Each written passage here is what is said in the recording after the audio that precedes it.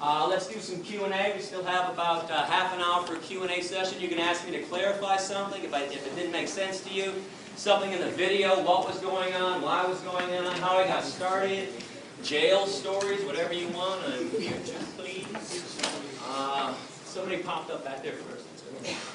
So, for like, let's say I did want to become a vegetarian, like price range for a week amount of food versus somebody who eats meat and goes like to Walmart or Target or Kroger, to the grocery stores that aren't generally pushed towards vegetarians or vegans. What would be the difference in price? It's going to be cheaper. There's a big myth out there that it's more expensive to be veg, and let me explain this in a couple different ways. Now, first of all, the cheapest things on the market are cruelty-free and vegan. Rice, beans, lentils, pastas, things like that. Keep in mind, this is why poor people, impoverished people around the world, they're vegetarians. Eating meat is a luxury. It's only cheap in America because we subsidize the hell out of it. And I want you to put one thing into the equation that nobody ever wants to put into the equation. Health. Pharmaceuticals, hospital visits, doctor visits, all these pills, all the vitamins, healthcare. That stuff was not created for vegans. Those are meat-eating creations. I'm about to turn 40 in August. I have no healthcare. I take no vitamins. I see no doctor. I don't need to. I eat properly and I exercise. So if you put health into the equation, meat eating is the most expensive diet out there for sure. Also keep in mind, if you do buy processed foods, vegan or non-vegan, you always pay a little extra. If you pay Turtle Island Foods to make you a tofurkey, if you pay Lean Cuisine to make you some kind of meat dish, it's a little more pricier because somebody did it for you. So you can also, if you're really good in the kitchen, make this stuff on your own. I got a recipe section online. I also have a restaurant section and a grocery section too. So you can always look up that stuff. You can contact me, ask me, how do I make this favorite recipe of yours? I will track it down. My girlfriend too is a wonderful chef as well. So keep all those things into the equation. Let me say one more too. If you eat out, whether you eat meat or you're vegan, it's always a little more pricier too. So don't blame it on, I went to this vegan restaurant and it was pricey. Outback Steakhouse isn't so cheap either. And Longhorn Steakhouse and all these other places too. And if you eat out at restaurants, places like Subway, their veggie sub, when they're not doing their $5 special, the veggie sub is always the cheapest thing on their menu on Italian bread and it's vegan. If you go to Taco Bell, get a bean burrito without the cheese, you want to talk about dirt cheap, 99 cents. And I bring this up because students try to do this with me all the time. Gary, I understand what you're saying, but I'm broke. I'm a college student, only got $1, got to go to McDonald's. Well, you can do the same nasty shit at Taco Bell too, okay? And I say nasty shit because if you're eating McDonald's, don't tell me you're eating for taste. Yes, sir? So how do you get the same meat taste for a vegan meal without using meat?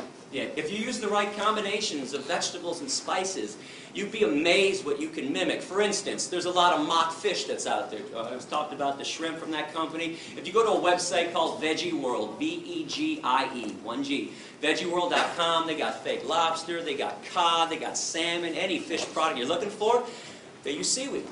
Seaweed gives it a fishy smell and a fishy taste. You've all had a good portobello mushroom at some time too. If you hook up a portobello mushroom on the grill, it tastes awfully steaky. So they use mushrooms and they want to get a beef flavor too. The woman that runs my recipe section, Amy Ball, one of the best chefs that nobody knows about. I was passing through San Francisco a few years ago, and one of my perks for traveling is that I get to eat all over the country. And I know what's vegan, what's out there, so I stopped by her house, and she says, you want a vegan hard-boiled egg, Gary? Actually, she didn't say vegan. You want a hard-boiled egg? I say, you kidding me? You got a vegan hard-boiled egg? What do you mean? There are no vegan hard-boiled eggs. She goes, I got one for you. She takes an avocado, slices it in half, takes half of it out. Think of an avocado. Think of a yolk that's been hard-boiled. The same texture. One's yellow, one's green. She takes the avocado, puts it on some vegan mashed potatoes that she made with hemp milk or rice milk, whatever her vegan milk of the day was, that mimicked the outside softness of the egg. She puts 2 dashes of salt on there and goes, take a bite. Holy shit.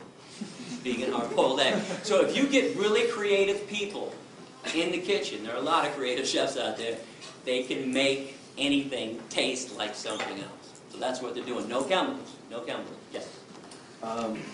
Some of these meat-alike foods, do they have to go to extra lengths, like add a lot of sodium or corn syrup? There's sodium in there for sure. Absolutely. And, you know, salt is something that gives things a lot of taste, so you might have to look out if you want to watch your sodium. But I don't want people to be concerned about sodium before you're concerned about animal protein, cholesterol, saturated fat, all the other things. It's kind of pointless. It's kind of like somebody smoking a cigarette in my face and going, hey, Gary, you should really smoke that weed. I'm like, what are you talking about? If you're doing something unhealthy, what's the point of trying to keep away something else that might be unhealthy for you? Yeah. From what I understand, the basic concept of veganism is not to exploit or harm living beings, right? Everything from, say, cows to even yeast.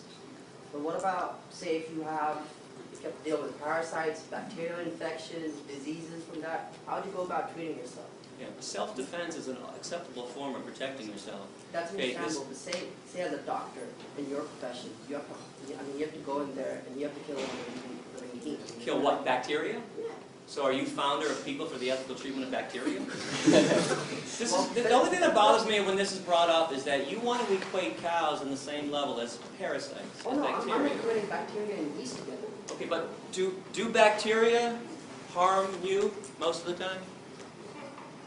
When they do, they're harmful. You have a right to defend yourself and kill something that's harming you. Now let me explain this in a different way. If you and I were walking through the woods and a bear attacked you and jumped on you, do you really think I'd be like, huh, too bad, I'm vegan, man. Okay, I would beat the shit, or try to beat the shit out of you and get them off you. This is self-defense. You were attacked. But if some human jumped on you for no reason, I'd also protect you too. If bacteria are killing you and destroying your body, you have a right to destroy the bacteria that's trying to destroy you. Keep in mind, cows do not attack us. Chickens have never attacked a human being in history. Something else I'm kind of curious about, how come we think we're better than chickens when we kill 35 to 40 billion chickens every year on this planet? We've been doing this for thousands of years. How is the murderer more special than the murdered? How is the oppressor better than the oppressed? We got this stuff backwards. We're not better than them. We're the ones attacking them. That makes us less important. That makes us worse. That makes us evil. Yes, sir. So, say the world population is at 8 billion now, and at least most of the United States is considered meat eaters, right? So, with only a certain portion of the world being devoted to farmland or places we can grow food, it just seems to me that if most of the world went vegan, then it would, I know your quote on the 65% of the grain goes to meat products, but how would we support ourselves without meat products, I guess is what I'm trying to say, or eggs, or... Easily and wonderfully. Let me throw out some other stats. 95% of soy in America, that's animal feed. 80% of corn in America, animal feed. 70% of oats in America, that's animal feed. If we ate the stuff directly, do you know that 1 acre of land can yield 30,000 pounds of carrots, 40,000 pounds of potatoes, and 50,000 pounds of tomatoes? 1 acre of land can only give you 250 pounds of meat. Okay, we would be using less land, destroying less habitat if we just ate crops directly. Please go to the environment section on my website or go to a website called earthsave.org. Everybody gets fed. Here, let me throw this out there. Do you know the world's largest Feed the Hungry organization is called Food for Life Global? Please look them up online. When I found out about this group that solely uses vegetarian and vegan food to feed people 2 million meals per day, I found out about them about 10 years ago. I also found the second largest group on the planet doing Feed the Hungry stuff is Plenty. Plenty.org is their website. Both are vegetarian groups. Now, I sent a letter to both presidents saying, oh my God, this is wonderful. Finally, somebody realized you don't have to harm animals to help people. I got letters back that were almost identical. They said something like this: it's not that we do this for ethical reasons. We don't want to argue with you. We don't want to debate you on that. We do this because it's cheaper, And we feed 20 to 30 times the amount of people when we use vegetarian food than when groups use meat. Another question? Somebody up here? Right there? I agree with you in the vegetables and fruit and all that stuff is really good for you, but I guess would say processed soy is bad for you because it causes the body to generate extra estrogen. Well, here's something interesting on that. If estrogen is people's concern about soy, meat and cow's milk have twice the amount of estrogen that's found in soy. But let me break this down for you. So the estrogen that's found in soy is a phytoestrogen, P-H-Y-T-O, plant-based. Phytoestrogens cause no harm to the human body whatsoever. It's animal estrogens that drive the body crazy. But I got some good news for you. If you're really concerned about eating soy, you don't want to do it, don't do it. Eating soy does not mean that you can't be vegan or not eating it.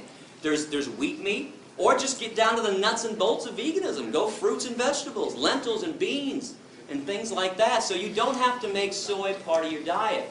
And if you want to go to my website, I hope you do. I got a brand new section about all the myths out there about soy. A lot of them are being spread by Mr. Michael Pollan, The Omnivore's Dilemma. And by the way, what the hell is the dilemma? Is being kind instead of cruel really problematic to people? Michael Pollan, by the way, is a hunter, is an unpaid spokesman for the meat and dairy industries. Please do not go listening to the Food Incorporated movie or to his Omnivore's Dilemma book. He's nothing but Ted Nugent light. I was just wondering if you only bought products made in the U.S. because you're advocating like cruelty-free, but then what about like cruelty to other people in sweatshops? Do you only buy American? Oh yeah, nowadays you can look at the tag, and it's from Hemptown. I buy my stuff from vegan companies that pay a fair wage, and yeah, I don't do the Target stuff anymore, the Kohl's or anything like that. There are a lot of other issues to be concerned about, and I'm glad that this is brought up. But let's keep in mind the main form of cruelty on the planet is what we do with the animals. But please get involved in other issues like avoiding sweatshops, trying to buy locally and all that stuff. Do you find that it's affordable to buy? You know, I got 3 of these shirts. I just ordered them. They were $9 each. And they were dirt cheap too. It's not as difficult as people think to live ethically. It only seems that way because we're used to the other way of not caring about where products come from, not caring about what happens to other animals and to other human beings. What country were you kicked out of? Canada kicked me out first in 1999. This happened because in 1997 I decided I wanted to do more than just be vegan. I wanted to actually free animals who were being held captive. So I went to a mink concentration camp, a fur farm for animals, the Ebert's Fur Farm in Blenheim, Ontario. Now, I'm from Michigan, so Canada's right across, half an hour, 45 minutes away. So I went to this farm and I opened up the cages for 1,542 mink. Now, mink in the fur industry are killed 2 ways. One, they have their necks manually broken. They take them out of a cage and snap their neck against somebody's knee, or they gas them back to the concentration camp stuff. Now, things went badly that evening. I was arrested, and quickly 540 mink actually escaped that night. Holes were cut in the perimeter fence. There was a little dirt road. And then there were 600 acres of forest. That's all they had to do was get across the street, find a way out. Unfortunately, 1,000 mink never made it off the grounds. For that, they were doomed. All I can give them or anyone else would be a chance to be free. I mean, let's face it, if you were all being held in captivity, you were going to have your neck snapped, your skin ripped off your body so somebody else could make a pair of slippers.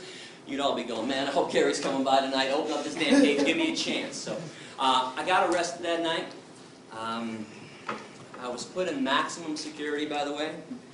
I was given a 6-month sentence. I did 77 days before they deported me and threw me out, made me persona non grata. And let me just tell you a quick little story, too. While I was in jail, I was with some pretty bad people, child molesters, rapists, murderers, people who tried to stab people. They were trying to teach me a lesson. They put me in one of the worst places around. So they put me in the unit on day 1, kind of a holding unit before they moved me to my unit. And there's a TV set on in the corner. And the alpha male's got the clicker. And he's 5, 5:30, 6, 6:30 noon. Lead story in Canada that night. International terrorist Gary Yourofsky sent to jail tonight. Gary Yourofsky, international terrorist, sent to jail. I got international terrorist with every mention of my name. I'm from Michigan, that's Canada. I am now the local. So, I don't know anybody on day 1. I'm standing in the back of the cell, and they're all huddled around the TV. And they finally realize I'm in there with them. One guy's kind of standing like this, and he's looking around. Hey, that's the guy back there. It goes around, that's the guy back there. Now the alpha male gets in, he walks up to me, pretty big guy, he's like, you an international terrorist? I said, yeah. So that's fine, man, you don't look like an international terrorist. I said, maybe it's because I'm the exact opposite of one. Here's what I did. I freed some mink. They're going to have their necks broken. Now, the first thing he said to me, I preached a lot in jail. First thing everybody said to me was, what the hell's a mink? It's like a big ferret. It's in a rodent family. And the next thing that was always said to me, this is not verbatim, but the intonation is verbatim. It went something like this. Wait a second. They put you in here with us? Because you freed some rats? And the emphasis was always on us. They knew they were back with us? I said, no, they put me in here with you because I also caused $2.1 million in damage to the mink farm and put the guy out of business permanently to this day, and we don't tolerate economic sabotage in our society. One more thing I want you to think about. When they first arrested me, they refused to give me bail. They thought I was going to bail out, go back to Michigan, and there's no extradition for mink liberation. So I had a 10-day bail hearing. I bring this up because I challenge anyone in this room. Find me a 10-day bail hearing for a rapist, a murderer, or a child molester. Won't do it, but the mink liberator gets 10 days. Now, on day 10, my attorney, Steve Rogan, found out that the same exact judge, Elaine Babcock, that had been denying me bail for 10 days, had just given a man from Michigan, 3 weeks earlier, $1,000 bail, second-degree criminal sexual conduct. Now, you know how judges can give when they don't want to hear something in their courtroom. Boy, she goes flush red, top of her voice. She goes, Steve, don't you dare bring that up in my courtroom. That's got nothing to do with this case, and you damn well know it. Now, I'm sitting over in the defendant's box. I can't talk to my attorney now. He's pacing, but in my head I'm going, don't back down, don't back down, don't back down. So he's pacing and pacing. I'm like, come on, Steve. And 30 seconds later, he turns and he says, you know what, Your Honor? It's got everything to do with this case. My client tried to stop cruelty. And he wants to go to jail at this point and make a statement on behalf of the animals. You gave that guy from Michigan bail for sexually assaulting a woman, and you won't give my client bail? She looks at me for the first time in 10 days. And I was like, $10,000 bail. Now, agree or disagree with law breaking, and I hope you understand everybody that we all collectively admire. Dr. King, Gandhi, Rosa Parks, Henry David Thoreau, Jesus, we're all radical lawbreakers. Every single person on this planet that ever made substantive change was a radical lawbreaker. Even if for some reason you don't think that I should be breaking laws or that people should break laws, you can't tell me it should cost $1,000 to sexually assault a woman for bail and $10,000 to free some rats. Bottom line on this, sexually assaulting a woman doesn't affect the economy. And we just don't care about things that don't affect the root of all evil, money. Question? What got you started in the tattoo? Tattoo is me with a mask on holding a bunny rabbit, and it says Presto et Persto, which is Latin for I stand in front and I stand firm, and it says ALF, Animal Liberation Front, which is a group that goes around, there's no membership, but anybody that goes around and liberates an animal or destroys a place of torture is considered an ALF member. What got me started was my stepdad is a clown in the Shrine Circus. Takes me backstage when I'm 23, and mind you, I got my blinders on too. I could care less about animals besides the dogs that are in my life, or if a chipmunk runs by me, I'm like, hey, look at the chipmunk. Right? But I'm like everybody else. I'm eating dead animals. I can care less about cows and pigs and what they're going through. And he invites me backstage and says, you want to come see the elephants? I'm like, hell yeah, I want to see the elephants. Are you kidding me? Can I bring Wendy with me too? My girlfriend at the time. I said, yeah, bring Wendy down. So Wendy and I go backstage. We're excited. We're like playfully pushing each other like, I'm first. We get back there and we just stop dead in our tracks. When you see cruelty in front of your face, you don't need somebody to explain it to you. I knew what I was seeing was evil.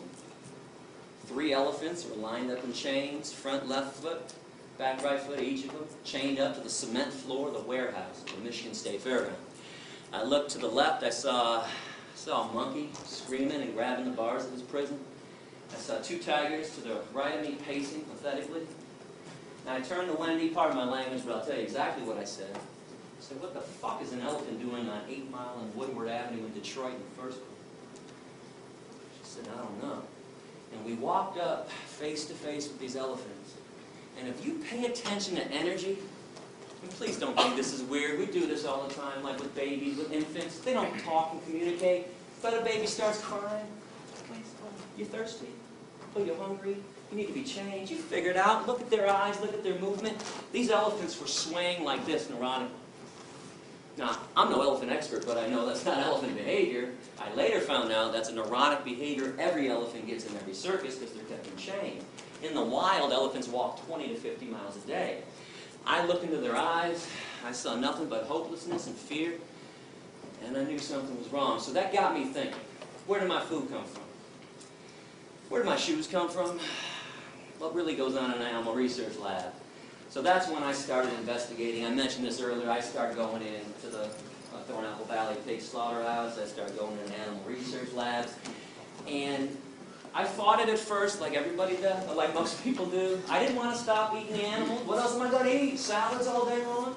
I mean, it's really like, there's a myth out there that all vegans live off of is iceberg lettuce and tomatoes. Okay, that's not true. But that's what I thought too. So anyways, the more I thought about it, the more I realized I was a hypocrite. And here's a paradox I want you to think about. Why do we call some animals pets and others dinner?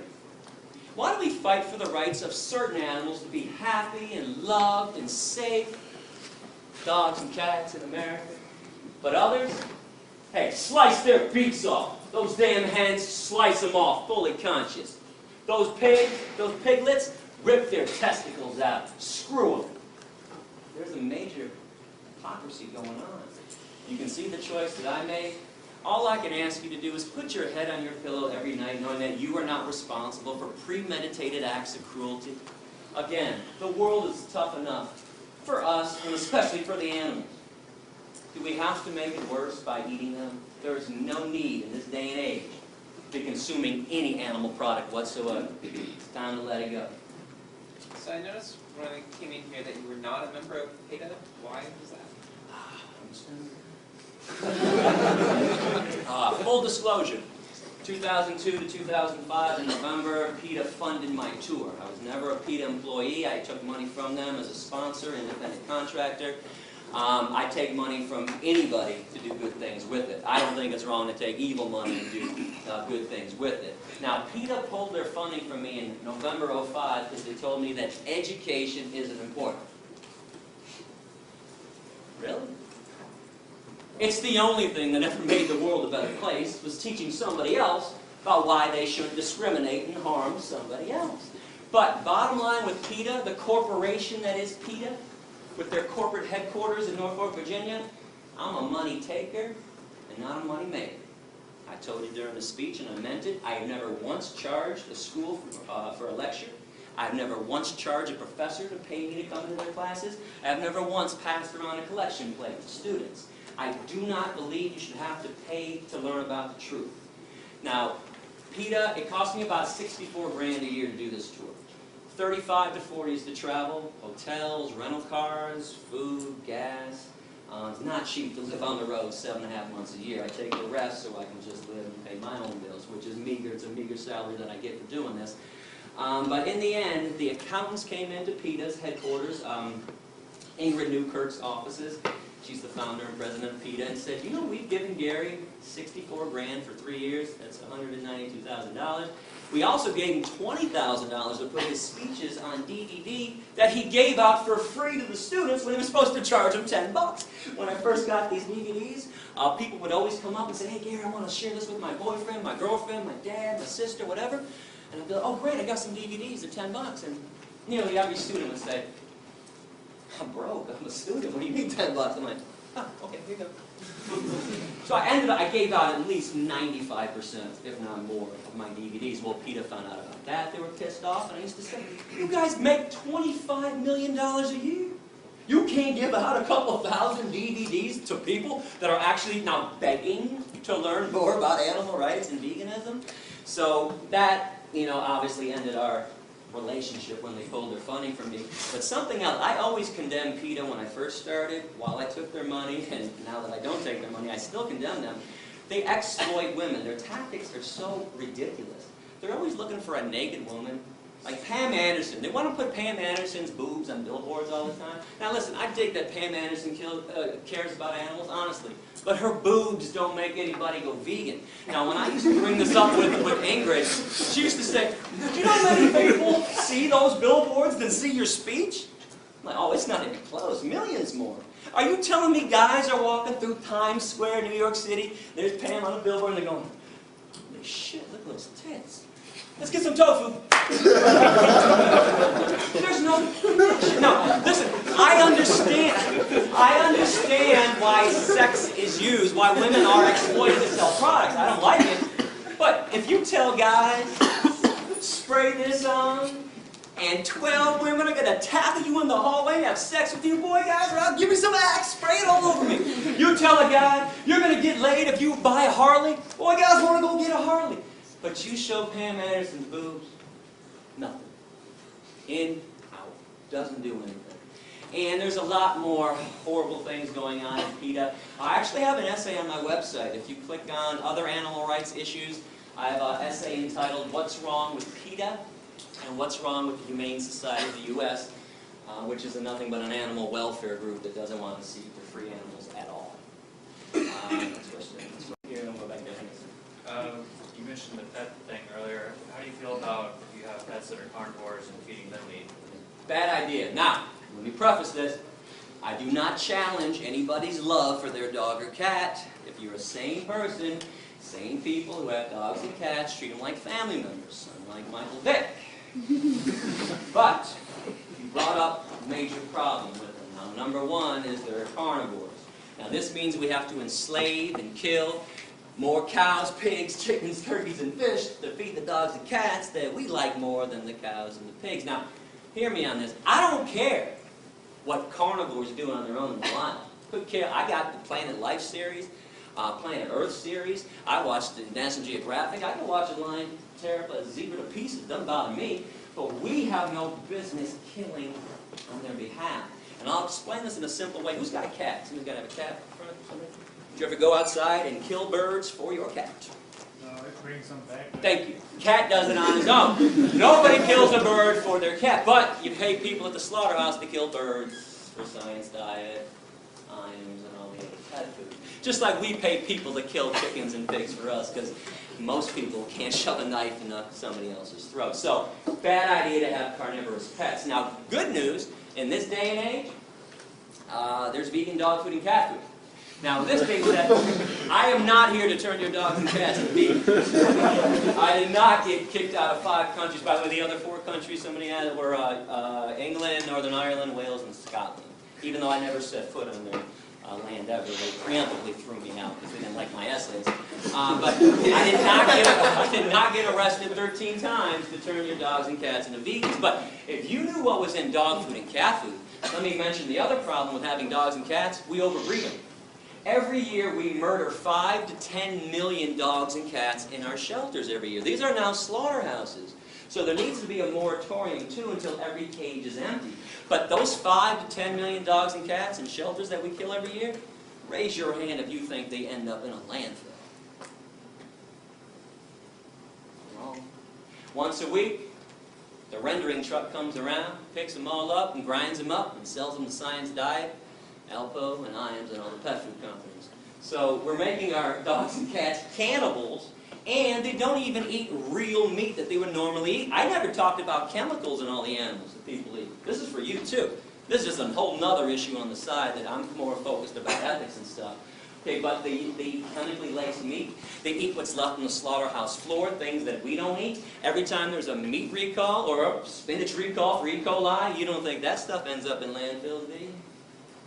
Science Diet, and Alpo, and Iams. So this is why the vegan food is better for them. Now I want to show you something real quick. Actually, I knew this was going to happen this summer. I have never shown this before, but my dog Rex passed away in 2004. He was 15 years old.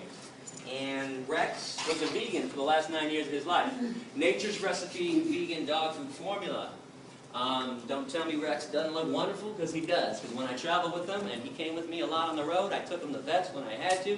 Every vet freaked out and said, "Oh my God, you can't make your dog a vegan, Gary, because you're a vegan, he's a carnivore." I'm like, "Go ahead, do some blood work on him." They'd all do blood work, call me 3 or 4 days later, say, "Mr. Yourofsky, all the vets from the back room right now, we are astonished. Your dog is in the most amazing health we've ever seen." I said, "Yeah, that's because my dog doesn't eat garbage." And when I say the garbage too, when I was at Thornapple Valley for 6 weeks, every day I saw a truck pull into the lot.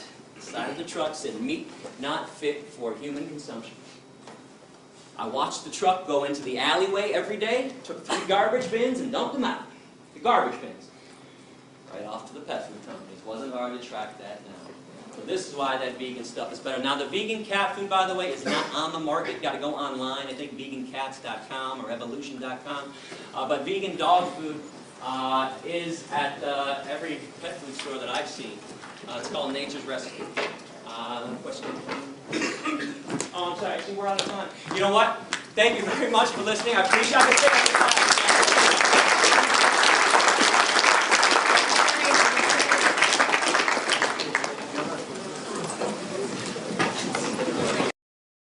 And I exercise. So if you put health into the equation, meat eating is the most expensive diet out there for sure. Also keep in mind, if you do buy processed foods, vegan or non-vegan, you always pay a little extra. If you pay Turtle Island Foods to make you a tofurkey, if you pay Lean Cuisine to make you some kind of meat dish, it's a little more pricier because somebody did it for you. So you can also, if you're really good in the kitchen, make this stuff on your own. I got a recipe section online. I also have a restaurant section and a grocery section too. So you can always look up that stuff. You can contact me, ask me, how do I make this favorite recipe of yours? I will track it down. My girlfriend too is a wonderful chef as well.